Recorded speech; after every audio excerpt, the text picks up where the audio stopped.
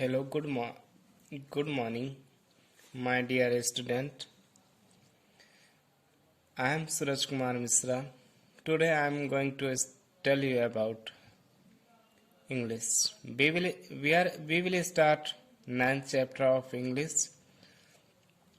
Chapter name is Try and you will succeed. Means प्रयास करोगे आप सक्सेस हो जाओगे. प्रयास करोगे आप सक्सेस हो जाओगे. तो we are telling about you something about this lesson. Neeraj studies in class 4th. He is मतलब एक नीरज एक स्टूडेंट है जो क्लास 4th में पढ़ता है. He is a bright student. वह बहुत अच्छा स्टूडेंट है. ब्राइट का मतलब बहुत जान ली प्रज्वलित स्टूडेंट है. इन अ फैक्ट एक तथ्य में ही इज एन ऑलराउंडर.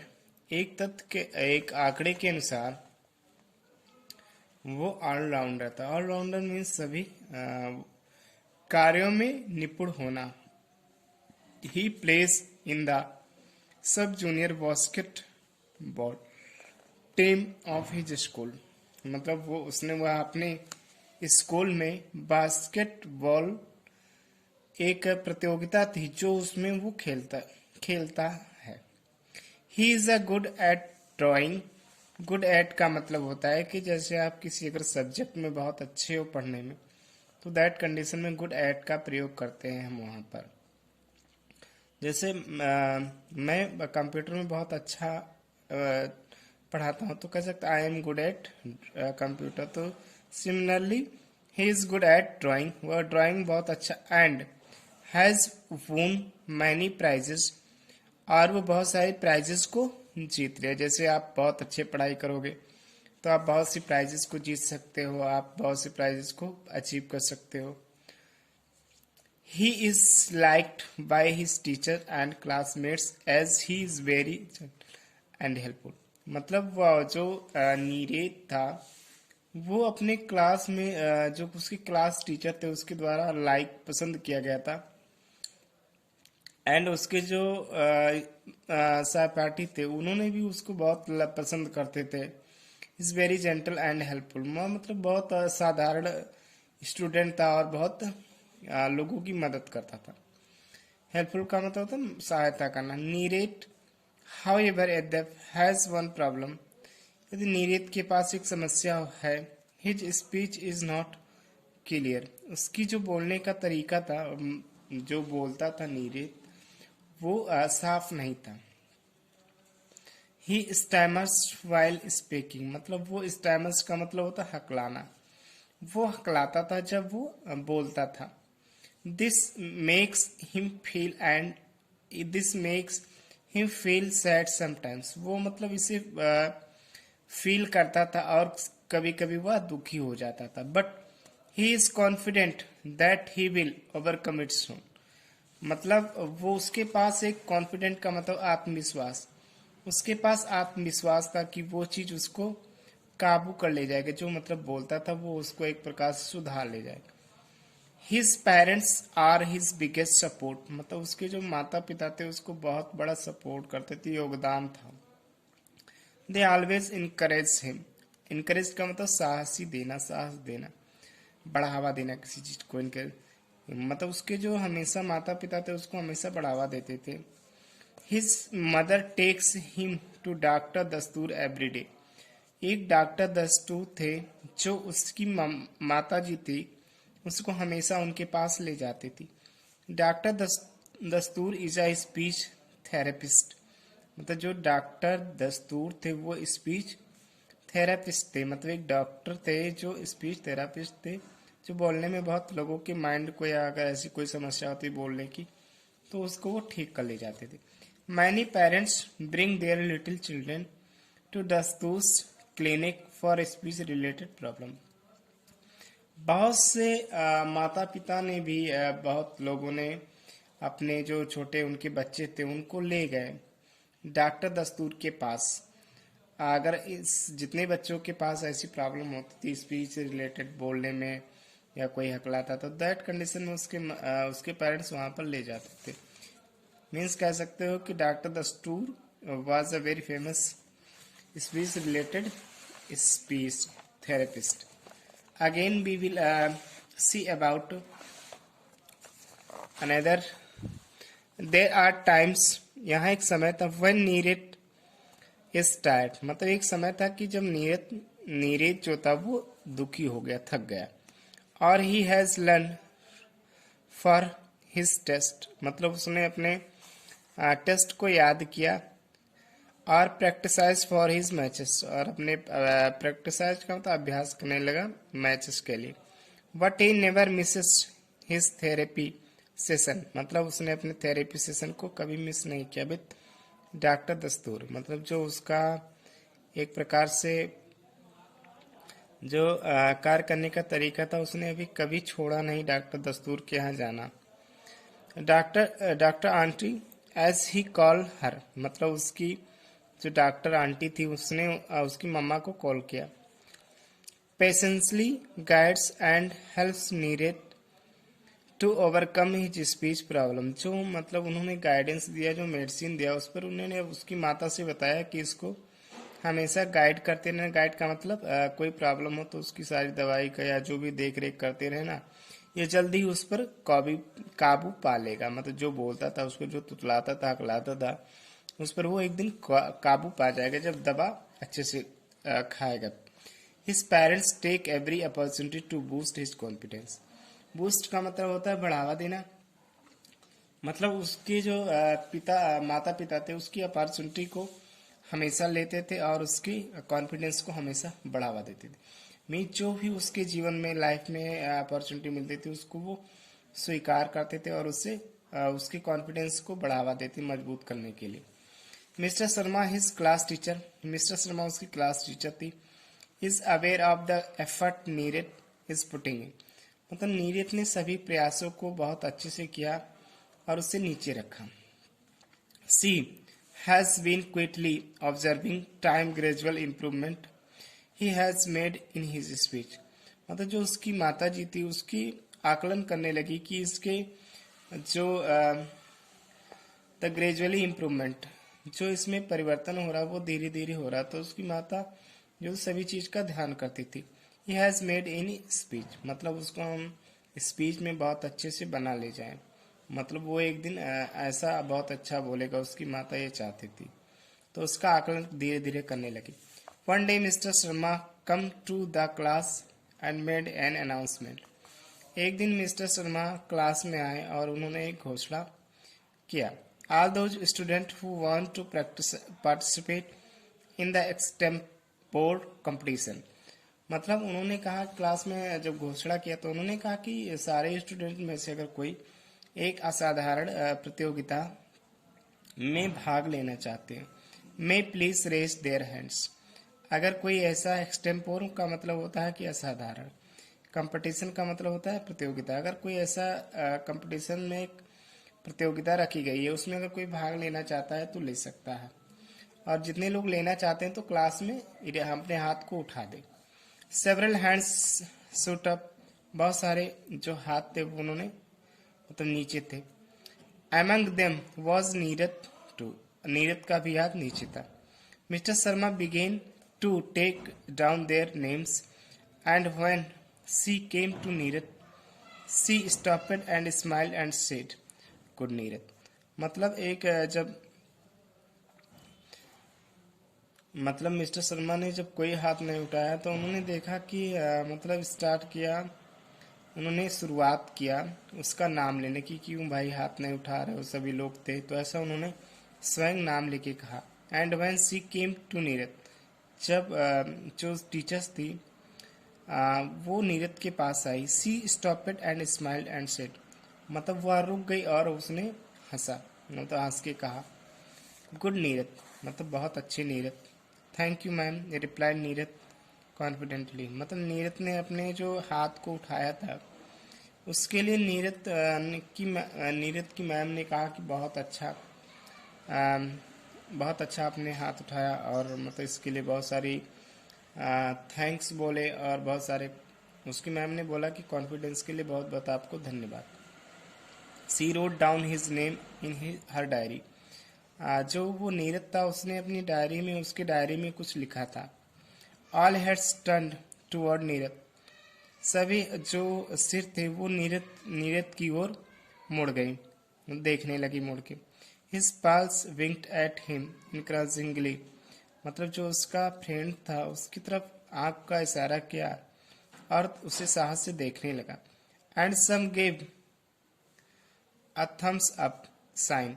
मतलब उसके जो अंगूठे पर उसने कुछ साइन किया, मतलब जैसे कोई फ्रेंड है बैठा है, अगर मान लो कि कोई चीज़ ऐसे प्रतियोगिता क्लास में होती है कि आपने हाथ को उठा दिया, तो उसी तरह से नीरज ने भी हाथ को उठाया और उसका एक फ्रेंड था उसको आंख से इशारा करते हुए उसको बहुत अच्छे से मतलब साहस से उसको देख रहा था और उसके जो मतलब हथेली थी उस पर वो साइन किया। They all knew that if Neeraj decided to do something. वे सभी जानते थे कि अगर नीरज जो है नीरज कुछ काम करने के लिए निर्णय लेगा, ही वुड डू इट, मतलब वो उसे कर देगा। No matter what the odds were. वहाँ कोई मामला नहीं होगा, कोई प्रॉब्लम नहीं होगा, कोई समस्या नहीं। However, there were some students who looked a bit skeptical. वहाँ पर कुछ स्टूडेंट थे जो थोड़ा सा उलझन में थे। मतलब जब उन्होंने वो निर्णय लिया तो कुछ वहाँ पर ऐसे स्टूडेंट थे जो बहुत उलझन में थे। बिट स्केप्टिकल, स्केप्टिकल का मतलब उलझन में होना, असमंजस में होना किसी बात को लेकर। Mister Sharma said again, mister Sharma ने दोबारा कहा, the rule of the competition is that you have to speak for about 2 to 3 minutes extempore on a topic given to you. मतलब जो कंपटीशन का एक नियम था प्रतियोगिता का, उसमें उन्होंने कहा कि जो बोलने का तरीका होगा वो सेम ही रहेगा। मतलब किसी के लिए कोई एक प्रकार से प्रायोरिटी नहीं दी जाएगी, प्राथमिकता किसी को उस कंपटीशन में नहीं दिया जाएगा। जो कंपटीशन का रूल है वही माना जाएगा। फॉर अबाउट 2-3 मिनट्स, 2 या 3 मिनट के बाद extempore on a topic given to you. 2 या 3 मिनट के बाद आपको एक असाधारण टॉपिक दिया जाएगा, उस पर आपको बोलना पड़ेगा। Neeraj was listening ever so carefully. Neeraj जो था वो बहुत आसानी से बोलने लगा। The fact that it was going to be an extempore competition, जो तथ्य था वह बोलने के लिए असाधारण तथ्य के लिए बहुत एक्साइटेड हो गया नीरज। जब ये बात सुना तो नीरज बहुत ज़्यादा एक्साइटेड हो गया, उत्तेजित हो गया बोलने के लिए। ही मोर देन एनीथिंग एल्स, और कुछ नहीं उसने कहा। He could come up with the best ideas and arguments on any subject at moments notice. मतलब उस समय नीरज क्या था कि उसने बहुत सारी आइडियाज उसके और तर्क उसके मतलब एक प्रकार से कह सकते हो कि नीरज जो था उसके माइंड में बहुत सारी एक सब पार्टिकुलर सब्जेक्ट को लेकर एक विचार आया। उस समय उन्होंने नोटिस किया। His brain work really fast, gathered every bit of information into a perfect presentation. मतलब अब क्या था कि धीरे धीरे नीरज का जो हकलाना था वो बंद हो चुका था और उसका जो माइंड था बहुत तेजी से चल रहा था। एक प्रकार से कह सकते हो कि नीरज का दिमाग बहुत तेजी से चल रहा था एंड वो सारी इंफॉर्मेशन, जैसे क्लास में कोई चीज़ पढ़ाया जाता था तो वो सारी इंफॉर्मेशन को धीरे धीरे इकट्ठा करता था एक अच्छे प्रस्तुतिकरण के लिए। Oh I have given my name for the extempore competition school. मतलब वो नीरज जो था अपना नेम एक असाधारण कंपटीशन, असाधारण प्रतियोगिता के लिए स्कूल में दे दिया। He announced that evening at dinner.